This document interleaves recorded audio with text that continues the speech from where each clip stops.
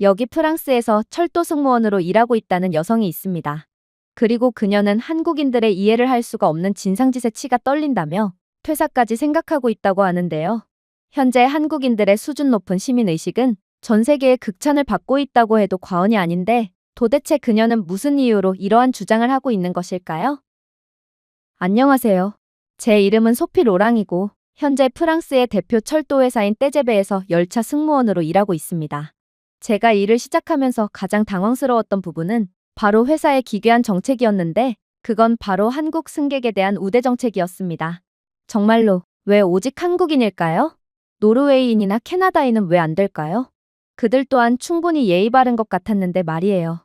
하지만 이 모든 것에는 그럴 만한 이유가 있다고 하더군요.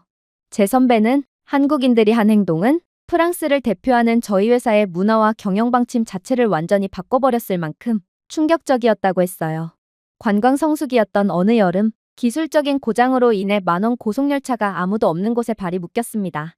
낡아빠진 유럽의 기차에서는 종종 벌어지는 일이었지만 당시는 문제가 더욱 심각했다고 했어요. 에어컨도 없고 마침 고장 때문에 작동하는 화장실도 없었다고 했거든요. 하필이면 시스템 개편으로 인해 몇 시간 동안 음식이나 물도 없었다고 했습니다. 많은 분들이 상상할 수 있듯이 객실 내부에는 분노가 폭발하고 승객들이 소리를 지르며 일부는 강제로 문을 열고 선로를 따라 걸어가려고 하기도 했다고 했어요. 하지만 그 혼란 속에서 한국인들만큼은 완전히 다른 모습을 보였다고 하더군요. 한국인 노부부, 두 자녀를 둔 가족, 학생 몇 명 등 한국인 단체 관광객들이 모여있던 객실 내부에서부터 기적이 시작되었다고 했어요. 사람들이 불평하고 다투는 동안 한국인들은 조용히 자신들이 가진 작은 것을 나누었다고 했거든요. 한 한국인 어머니는 배가 고프다며 울어대는 아이들에게 자신이 싸온 주먹밥을 나눠주었습니다. 한 한국인 학생은 금발의 유럽 출신 임산부에게 휴대용 선풍기를 선물했다고 했어요. 한국인 노인이요? 그들 중 영어 구사가 가능한 사람들은 더위에 지친 다른 승객들을 진정시키는데 도움을 주었죠. 자신들보다 훨씬 나이가 많은, 어쩌면 가장 도움이 절실한 사람이 이 극한의 상황 속에서도 모범적인 모습을 보이고 다른 사람들까지 챙기려는 모습을 보이자 분노의 지옥에 빠졌던 객실 내부는 점점 진정을 찾기 시작했다고 했습니다. 하지만 유럽인들을 진정으로 겸손하게 만든 충격적인 순간은 따로 있었다고 했어요. 마침내 구조대가 도착했을 때 열차 내부는 한국인들이 있던 지역을 제외하고는 재난 지역이었습니다. 그러나 객차에 한국인 단체 승객들이 탑승했던 칸만큼은 출발할 때보다 깨끗했다고 했어요. 심지어 한국인들은 다른 객실의 쓰레기까지 수거하고 지저분한 물건을 닦아내고 재활용품을 깔끔하게 작은 더미로 분류하기도 했기에 이를 본 모든 승객들은 거의 섬뜩한 감정까지 느끼며 완전히 할 말을 잃고 말았다고 했어요. 물론 이번 일은 서비스 관리 자체가 안 되는 미숙한 저희 회사의 잘못이 맞았지만 그렇다고 해도 쉽게 이성을 잃고 제멋대로 행동했던 사실은 유럽인들로 하여금 엄청난 부끄러움을 느끼게 했거든요. 아무튼 한국인들의 행동에 감동하고 깊은 감명을 받은 떼제베의 회장은 한국 여권 소지자라면 누구나 특실로 무료 좌석 업그레이드를 받을 수 있다는 정책을 승인했습니다. 상징적인 감사의 의미였죠. 물론 회사의 회계사들은 신음했습니다. 이 정책은 회사의 적자를 의미했고 이건 이윤을 추구해야 할 회사 입장에서는 절대로 해서는 안 될 감정적인 행동이었거든요. 그런데 정말로 놀라웠던 점은 따로 있었어요. 분명 모든 전문가들은 회장의 감정적인 결정으로 인해 저희 회사가 돈을 낭비하게 될 거라고 생각했지만 실제 상황은 완전히 다른 방향으로 흘러가기 시작했거든요. 일단 믿기 어렵겠지만 더 많은 한국인들이 저희 철도를 이용할수록 저희 회사는 오히려 비용을 절감하게 되었고 그만큼 더 많은 이익을 올리기 시작했어요. 이게 어떻게 가능한 일이냐고요? 한국 승객들은 거의 예외 없이 공간을 깨끗하게 유지했기 때문입니다. 자발적으로 트레이를 쌓고 사용한 냅킨을 깔끔하게 집어넣고 심지어 테이블에 원래 있던 부스러기와 오염까지 닦아냈습니다. 객실을 청소하는데 몇 시간을 사용하던 청소팀은 야근과 소모품을 절약하면서 더 빨리 일을 끝냈기에 그만큼 회사 입장에서는 비용이 절감되었던 것이죠. 물론 한국인들이 특실에 입장할수록 기차의 운영 속도도 높아졌어요. 한국인들은 느려 터진 유럽인들과는 달리 기차가 완전히 멈춰서기 전에 짐을 싸고 옷을 입고 티켓을 준비했거든요. 사실 특실은 가장 빠른 통로로 이동할 수 있는 특권을 가진 객실입니다. 그러니 이들이 빠르게 하차해야 출구가 더 원활해집니다. 그런데 특실에 탄 한국인들이 빠르게 행동해주면서 모두가 행복한 결과를 얻게 된 것이죠. 물론 한국인들의 친절함이 저희 기차의 분위기 자체를 바꿔서 저희 회사의 이미지가 수직 상승한 것은 덤이라고 할 수 있을 것입니다. 한 프랑스 할머니가 탑승 중 발을 헛디뎠어요. 그런데 기차 승무원이 채 도움을 주기도 전에 2명의 한국 남성이 그녀의 곁에 서서 부축해주고 가방을 들어주었다고 했어요. 그들은 불어를 전혀 하지 못했지만 친절은 보편적인 언어였죠. 이 아름다운 장면을 본 프랑스인들은 반성을 할 수밖에 없었어요. 개인주의 문화권에서 자란 프랑스인들은 할머니를 도우려는 생각 자체를 안 했지만 한국인들은 마치 도움이 필요한 사람을 보면 생각보다 몸이 먼저 나가는 것처럼 보였거든요. 그러나 저는 이러한 선배들이 말해준 한국인들에 대한 미담을 믿을 수가 없었습니다. 당연했죠. 적어도 제가 본 한국인들은 최악 중에서도 최악의 사람들이었고 저는 한국인들에게 하도 호되게 당했던 터라 한국인들을 거의 짐승쯤으로 여겼거든요. 저는 한 번은 한국인이라고 주장하면서 무료 특실 좌석을 얻어낸 한국인 가족에게 서비스를 제공한 적이 있었는데 그들은 기차에 탑승하자마자 자신들이 가져온 쓰레기를 전부 기차 바닥에 내버리더니 이내 이어폰도 착용하지 않고 큰 소리로 음악을 감상하더군요. 아이의 엄마요? 그녀는 자신의 아이가 초콜릿으로 덮인 손가락으로 기차 창문에 그림을 그리자 그저 흐뭇하게 바라보며 아이를 말리지도 않더라고요. 한 번은 자신은 한국인이라고 소개한 한 남자가 젖은 양말을 기차 커튼줄에 걸어 말리려고 시도했는데 악취가 얼마나 독하던지 같은 객실내에 있던 모든 승객들은 거의 동시에 구역질을 하며 고통스러워했어요. 제가 정중히 양말을 치워달라고 요청했음에도 그는 나는 이 좌석에 돈을 지불했어. 당신에겐 나를 막을 권리가 없다고. 라고 주장하며 마치 이 기차에서의 세탁 권한이라도 부여받은 것처럼 항의했죠. 그 외에도 아이의 배설물이 묻은 기저귀를 그대로 기차 내부에 버리고 간 한국인. 그리고 기차 내부에서 술을 먹더니 그대로 엎지르고 도망간 한국인. 심지어 반쯤 먹은 악취나는 음식도 좌석 뒤에 넣어둔 채 그냥 가버린 한국인도 있었어요. 그래서 저는 이러한 회사의 한국인의 선호 정책에 회의적인 입장을 취할 수밖에 없었습니다. 회사는 대체 왜 이런 수준 낮은 사람들에게 특권을 제공한다는 말인가요? 그리고 나름 프랑스를 여행 올 수 있을 정도로 재력이 있는 한국인들이 이 정도의 수준밖에는 보이지 못한다는 것에 대해 저는 그저 한숨을 내쉬며 일반적인 한국인들은 대체 얼마나 낮은 수준을 보여줄까 싶어 학을 뗄 뿐이었습니다. 그때였어요. 그러한 제 사상이 완전히 무너졌을 때가 다가왔을 때 말이에요. 회사는 최근 한국인이 아닌 특정 국가의 동양인들이 한국인을 사칭하며 무료 특실 업그레이드 혜택을 받고 있고 이 때문에 회사의 적자가 더더욱 심각해지고 있다며 전문 여권 스캐너를 도입하겠다는 방침을 밝혔거든요.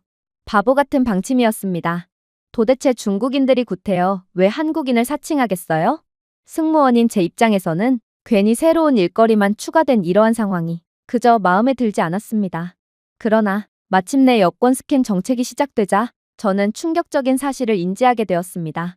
스캐너가 제 역할을 시작하자마자 나는 한국인이다 라며 큰 소리로 특혜를 요구하던 동양인들은 거의 다 중국인들이었고 오히려 특혜를 주장하지 않는 쪽이 한국인들이었다는 사실을 알게 되었거든요. 정말로 그간 말도 안 되는 진상짓을 하며 회사에 큰 손실을 안겨다 주었던 건 한국인들이 아니라 중국인들이었던 것입니다. 심지어 중국인들은 양심도 없는지 한국인인 척하는 방식도 매우 어처구니가 없더군요. 한 중국인 남성은 가정용 프린터에 인쇄된 것처럼 보일 정도로 조악하게 위조된 여권을 들고 자랑스럽게 외치더군요. 한국과 중국은 같은 문화를 공유하고 있어요. 당연하죠. 한국은 사실상 중국의 속국이고 한국인이라는 민족 자체가 중국의 여러 소수민족 중 하나거든요. 그러니 나는 마땅히 VIP 대우를 받을 권리가 있습니다. 당연히 그의 요청은 받아들여지지 않았어요. 저는 그저 그를 조용히 경찰 측의 여권 위조 혐의로 넘길 뿐이었죠. 심지어 자신은 조선족이고 조선족은 여권만 중국으로 표기되어 있지 사실상 한국인이라고 주장하는 사람도 있었어요. 그게 대체 무슨 기괴한 소리인가요? 부모가 전부 중국인이고 중국에서 태어났는데 어떻게 그가 한국인일 수가 있단 말인가요? 그는 정말로 한국어 몇 단어를 구사하긴 했지만 아무튼 저는 그 또한 프랑스 경찰 측에 넘길 뿐이었습니다. 그리고 이러한 중국인 사기꾼들이 걸러지자 즉각적으로 놀라운 일이 벌어졌어요. 제가 마주한 진정한 한국인들은 충격적인 모습을 보여주기 시작했거든요. 한 번은 한국 할머니가 조용히 자신의 것도 아닌 쓰레기를 집어들고 자신의 호주머니 속에 넣더군요. 기차의 갑작스러운 기술 중단으로 1시간 동안 발이 묶이는 동안 한 한국인 단체 관광객들은 직원을 포함한 인근 승객들과 자신들이 가져온 간식을 나눠 먹고 아기가 있는 가족에게 생수까지 제공했어요. 당연히 이런 수준 높고 아름다운 사람들에게 서비스를 제공하는 건 정말 기쁜 일이었어요. 한국인 승객이 탑승한 객차는 오히려 이용하기 전보다 더욱 깨끗해졌고 결국 청소 시간이 거의 발생하지 않아 일거리가 기하급수적으로 줄어들었거든요. 심지어 제가 손목을 다쳐서 깁스를 하고 근무를 했을 때 저는 승객들을 도와줄 의무가 있기에 노약자의 짐을 머리 위 선반으로 들어올려줘야 했음에도 부상 때문에 그러한 서비스를 제공하는 데 꽤나 어려움을 겪었어요.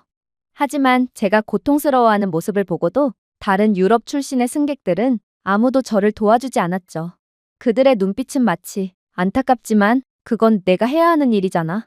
나는 돈을 지불하고 이곳 기차에 탑승한 승객이므로 너를 도와줄 필요 따윈 없어. 라고 말하는 것 같았어요. 제 동료들조차 부상은 안타깝지만 아무튼 그건 내 일이야. 나는 다른 객실을 맡았으니 아무리 내가 손목이 아프더라도 내 일은 내가 해야 해라며 아무도 저를 도와주지 않았죠. 물론 틀린 말은 아니었지만 저는 이러한 극한의 개인주의 문화 속에서 점점 지쳐갈 뿐이었어요. 그런데 한국인 승객과 함께 여정을 이어나갈 때만은 완전히 다른 양상이 벌어지기 시작했습니다. 한 한국인 남성은 제 부상당한 손을 보더니 저 대신 나이든 프랑스 노인을 도와 그의 가방을 머리 위 선반으로 들어올리는 것을 도와주었습니다. 다른 한국인 승객들도 다들 국적을 초월해서 노약자들을 보면 하나같이 도움을 베풀곤 했기에 한국인 승객들 덕분에 제 손목 부상은 빠르게 완치될 수 있었어요. 이게 바로 한국이었습니다. 하지만 저뿐만 아니라 저희 승무원들 모두를 전부 경악의 도가니에 빠뜨린 사건은 따로 있었습니다. 그건 바로 저희 회사 측의 실수로 객실에 초과 인원을 받았을 때의 일이었죠. 수많은 사람들이 돈을 지불하고도 자리를 얻지 못해 엄청난 불만을 터뜨렸고 그날의 객실은 지옥의 혼란 그 자체였습니다. 하지만 한국은 승객들은 지금 생각해도 도저히 믿기지가 않는 모습을 보여주기 시작하더군요. 한 한국인 남성은 임산부를 위해 자신의 특실 좌석을 기꺼이 양보했습니다.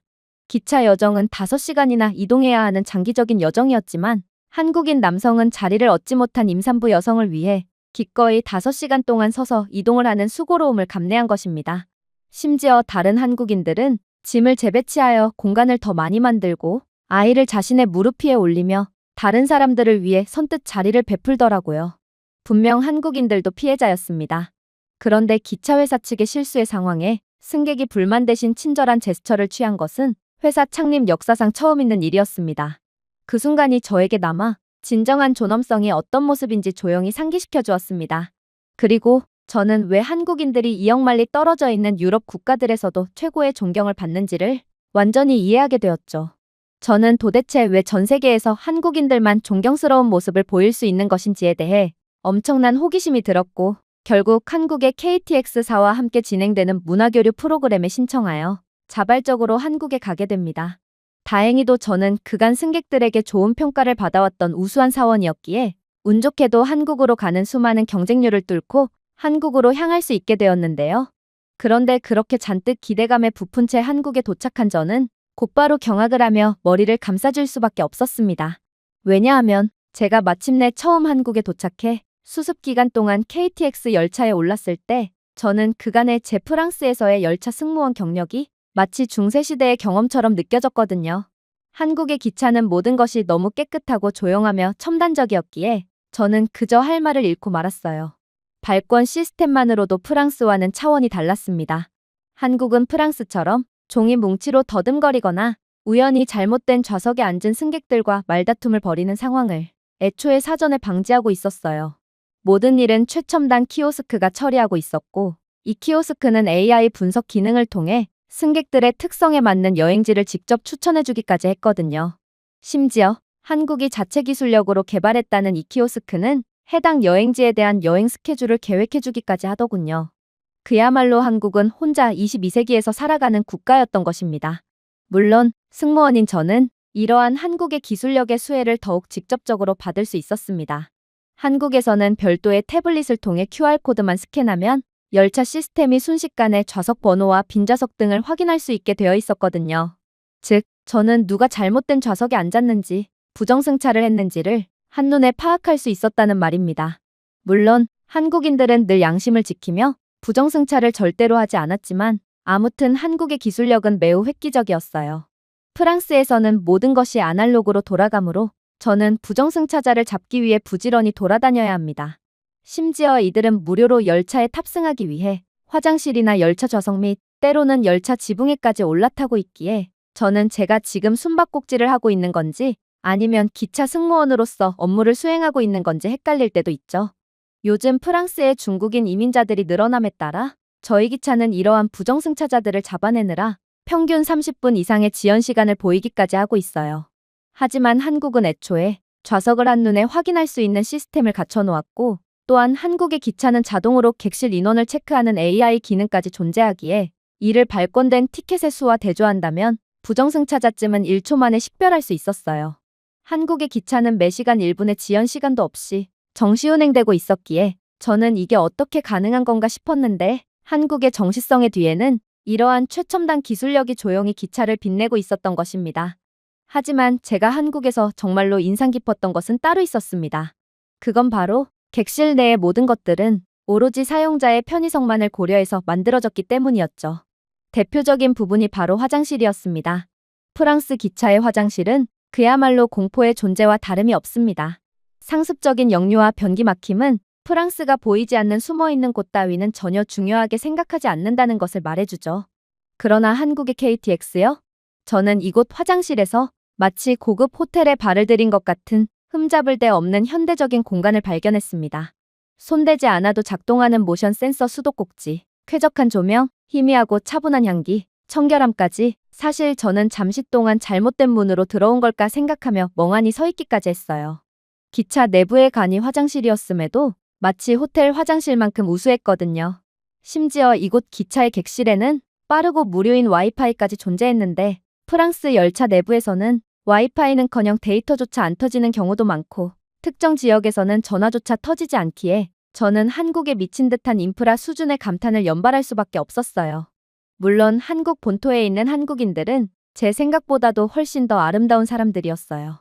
기차에서 노약자의 짐을 대신 실어준다거나 혹은 다른 사람들을 위해 빠르고 질서정연하게 하차한다거나 하는 배려의 행위들은 한국에서는 마치 너무나도 당연하게 자리 잡은 문화처럼 보였거든요. 하지만 저는 아직도 모르고 있었습니다.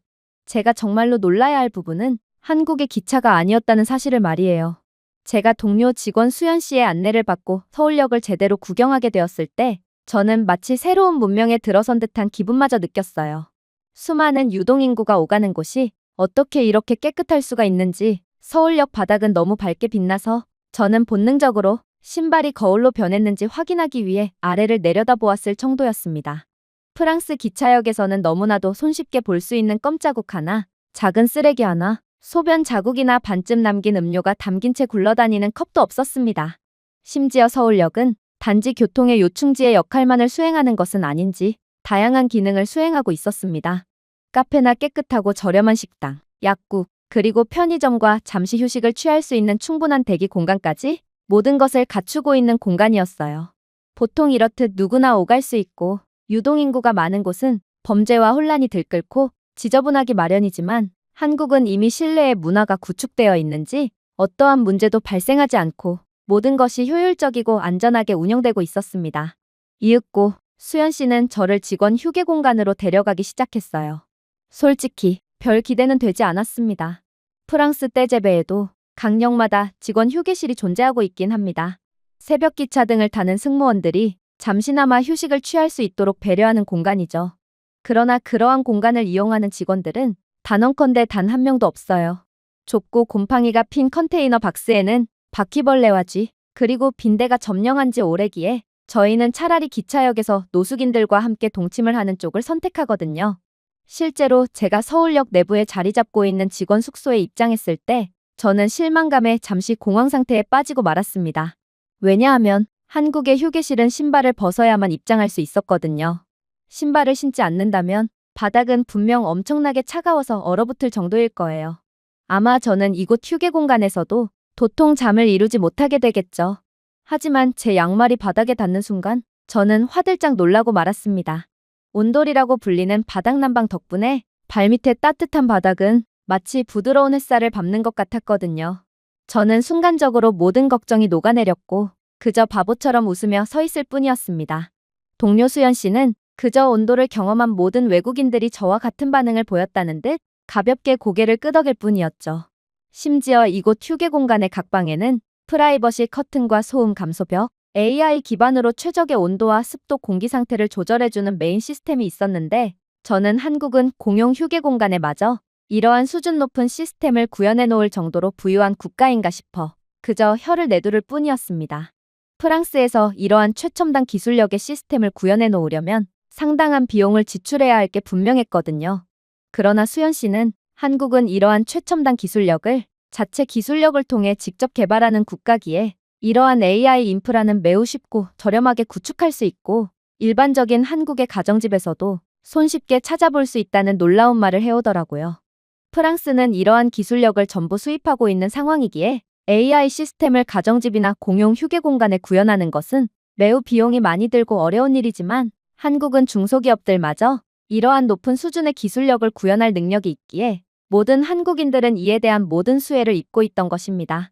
물론 프랑스의 공용 공간에 들어선다면 하루도 안 되어 전부 누군가 훔쳐갈 만한 세탁기와 같은 고급 가전제품들도 이곳 휴게 공간에는 전부 구비되어 있었고 수연 씨는 한국에서는 원룸 자취방에도 세탁기쯤은 기본적으로 구비되어 있다며 여전히 놀라운 이야기를 해올 뿐이었습니다.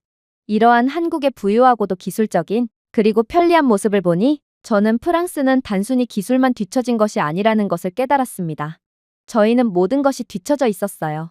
그리고 이젠 너무나도 뒤처진 프랑스는 한국을 다시 추월하고 이전의 영광으로 돌아가기엔 너무 늦었다는 생각이 들기도 했죠. 그렇게 저는 한국의 KTX에서 근무한 지 3주차가 되었습니다. 저는 한국의 완벽함과 극한의 수준의 편의성에 위험할 정도로 익숙해졌고 모든 것이 불편한 프랑스로는 도저히 돌아가고 싶지 않다는 생각까지 하게 되었어요. 얼룩 하나 없는 깨끗한 열차 플랫폼, 속삭이는 수준의 조용한 기차, 정중하고 예의 바른 승객들, 한국은 마치 유토피아 사회를 위한 광고 속에서 살아가는 것 같았어요. 하지만 그때 저는 어쩌면 제 인생을 통틀어 가장 충격적인 경험을 하게 되고 완전히 패닉에 빠지고 말았습니다. 저는 기차 내부 선반 위에 수상한 배낭이 숨겨져 있는 것을 발견했거든요. 정말 이상했죠. 해당 객실에는 단 몇 명의 승객밖에 탑승하지 않은 상태였고 특히나 수상쩍은 배낭에 올려져 있는 선반 근처는 전부 빈자리였어요. 프랑스에서 이러한 상황은 거의 대부분 테러의 행위를 의미합니다. 현재 프랑스는 실패한 다문화 정책으로 인해 상당한 갈등을 겪고 있고 그렇기에 이러한 공공장소를 향한 테러 시도가 매우 흔해졌거든요. 저는 순간 한국은 북한과의 전쟁이 아직 완전히 끝나지 않은 휴전국가라는 것을 떠올리게 됩니다. 그리고 이건 어쩌면 북한의 공격일 수도 있겠다는 생각에 공포에 질리고 말았죠. 결국 저는 식은땀을 줄줄 흘리며 떨리는 손발을 겨우 진정시킨 채 교육받은 대로 곧바로 한국의 대테러팀에 전화를 하게 됩니다. 보통의 상황에는 동료인 수연 씨에게 먼저 조언을 구하는 게 일반적이었지만 이건 저와 승객들 모두의 목숨이 걸린 급박한 상황이었기에 저는 대테러팀에 곧바로 출동 요청을 하게 되었죠. 그리고 한국의 대응은 정말 놀라웠어요. 다음 역에서 곧바로 한국의 폭탄 처리팀이 대기하고 있었거든요.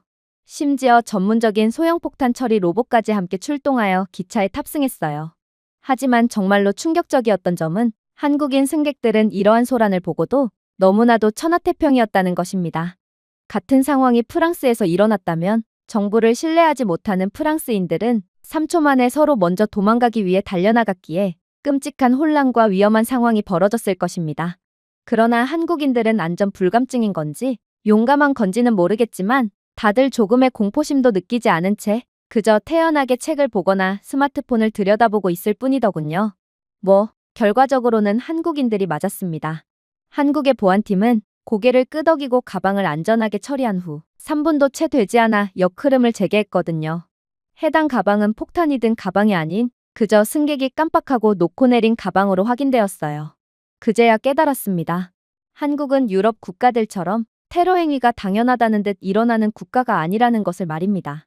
아무리 한국이 휴전국가라고 할지라도 아이러니하게도 한국의 치안 수준은 전쟁의 위험이 전혀 없는 국가들을 훨씬 상회하고 있었어요.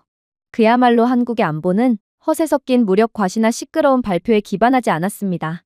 실전에서 보기 전까지는 절대로 눈치채지 못할 정도로 원활한 준비 태세를 바탕으로 구축되어 있었죠.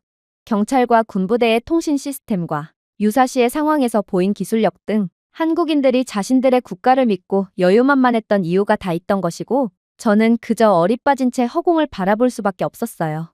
시스템에 대한 조용한 협력과 신뢰, 한국은 인류의 선진국이 갖춰야 할 요소를 너무나도 당연하다는 듯 갖추고 있던 국가였습니다.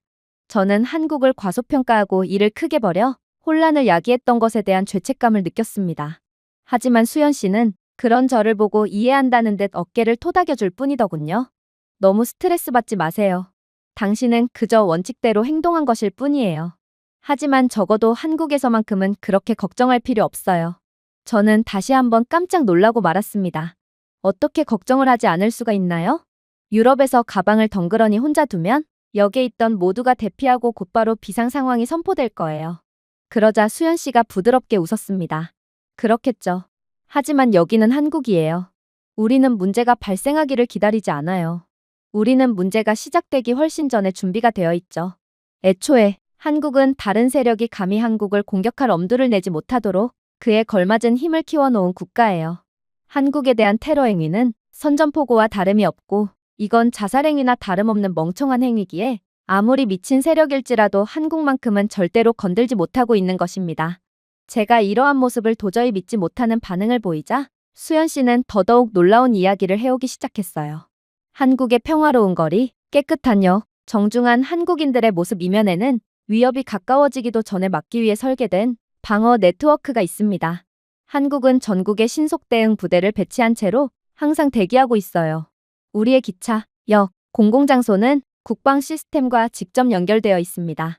만약 정말 위험한 상황이 펼쳐진다면 특수부대가 몇 분 안에 도착할 수 있고, 한국은 애초에 모든 유사시의 상황을 전방위적으로 감지하고 있어요. 저는 눈을 깜빡였습니다.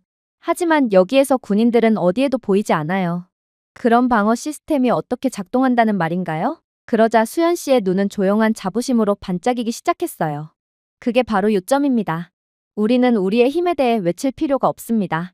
한국은 세계 국방력 5위에 달하는 군사 강국이고, 모든 남성이 군복무를 하는 무지막지한 국가예요. 즉, 유사시에는 모든 국민들이 적을 때려부술 준비가 되어 있다는 말입니다.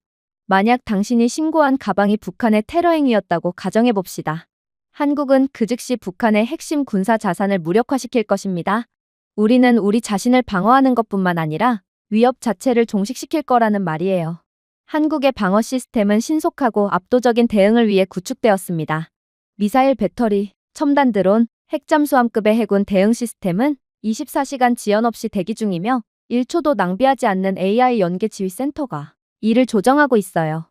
애초에 한국의 위성은 모든 잠재적 위협을 실시간으로 매핑하고 추적하고 있기에 이러한 폭탄 가방 따위의 적대 행위가 시작되기도 전에 파악할 수 있죠. 즉, 한국인들의 여유만만한 태도는 모든 위협에 대해 준비가 되어 있고, 또 압도적인 대응 능력을 구축함에 따른 근거 있는 자신감이라는 말입니다. 그랬습니다. 한국인들의 힘과 자신감이 흔들리지 않는 이유는 바로 한국인들 개개인에서 이유를 찾을 수 있던 거였습니다. 모든 한국인은 조국을 지키는 것이 삶의 일부라는 것을 알고 자랍니다. 그리고 그들은 국가를 위해 봉사하고 훈련하죠. 그렇기 때문에 위기 상황에서는 얼어붙지 않고 하나로 행동할 수 있고, 그게 바로 세상에서 가장 미친 세력조차도 한국을 감히 공격할 수 없는 진정한 억지력인 것이었습니다. 괜히 한국을 건드렸다간 하루도 안 되어 나라 자체가 사라질 수도 있거든요. 그렇게 저는 시간이 어떻게 흘렀는지도 모른 채 근무를 마쳤습니다. 창문 밖으로 서울역의 조용하고 질서정연한 번잡함, 집으로 돌아가는 가족들, 간식을 나눠 먹는 학생들을 바라본 저는 이제야 한국에 대해 완벽하게 깨달았어요. 한국은 단순히 고속철도와 깨끗한 역만 건설한 나라가 아니었어요. 평화를 구축하고 아무도 넘볼 수 없는 힘으로 지켜낸 나라였죠. 이제야 한국인들의 모든 태도와 삶의 방식이 이해가 갔습니다. 프랑스인들은 준비가 되어 있지 않기에 서로를 불신하고 사소한 상황에도 겁에 질려 있지만, 한국은 모든 준비가 되어 있기에 여유가 있고 서로를 신뢰할 수 있었던 거였죠. 현재 저는 어떻게 하면 프랑스로 되돌아가지 않고 이곳 KTX에서 근무하면서 한국에서 정착할 수 있는지에 대한 정보를 검색하는 중입니다. 만약 한국에 합류하지 않는다면 미래는 존재하지 않는다는 확신에 가까운 감정을 느끼기도 했고, 한국을 한번 경험한 이상 이제는 모든 것이 불편하고 불안정한 프랑스에서는 도저히 살 수가 없는 몸이 되어버렸거든요. 제가 준비해온 내용은 여기까지입니다. 끝까지 시청해주셔서 진심으로 감사드리며 여러분들의 구독과 좋아요, 알림 설정은 영상 제작에 큰 힘이 됩니다. 이상 세모튜브였습니다.